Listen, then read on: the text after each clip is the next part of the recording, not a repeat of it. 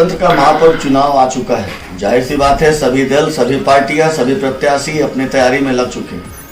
उसी की श्रेणी में आज हम आए हैं आप रूबरू कराने के लिए लोजपा प्रधान महासचिव महिला विंग की नेहा सिंह जी से।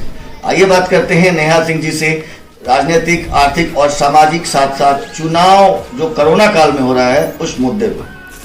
नेहा जी, सबसे पहले हमें ये बताएं, चूंकि चुनाव है तो सवाल चुनाव से पहला करते हैं कि क्या ये कोरोना काल में चुनाव सही था? मेरे ख्याल से तो सही नहीं था, क्योंकि जिस तरह से पब्लिक काफ़ी परेशान है, जिस तरह से महामारी चल रही है, तो इसके लिए तो बहुत ही गलत समय में चुनाव हो रहा है। ये मेरा सोच है, लोगों का क्या सोच है वो तो मैं नहीं जानती, क्योंकि जिस तरह से महामारी चल रहा है इसमें तो बहुत दिक्कत हो रही है।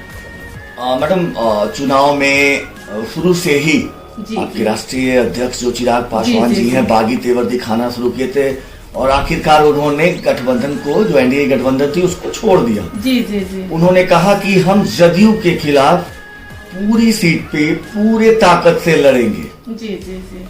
क्या ये राजनीतिक महत्वाकांक्षा के तहत थी? ऐसा कुछ नहीं है, किसी का खिलाफ नहीं, अपना जो भी होगा हम लोग अपने तरीके से लड़ेंगे ही।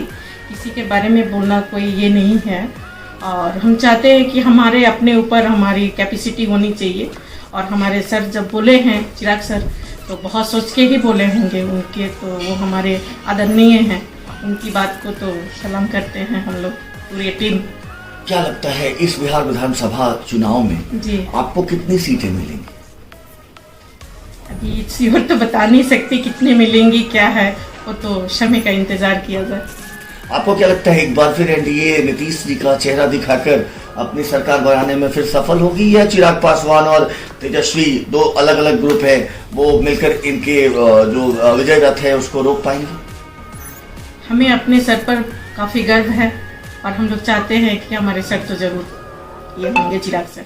इसी बीच एक अनहोनी घटना घटी, रामविलास जी नहीं रहे। बहुत मतलब दिल से बहुत तकलीफें हैं हम लोग की, जितने भी हमारे कार्यकर्ता हैं, हम लोग हैं, काफ़ी मतलब वो पिता समान थे और कार्यकर्ता को कभी ये नहीं सोचे कि ये लोग कार्य करते हैं।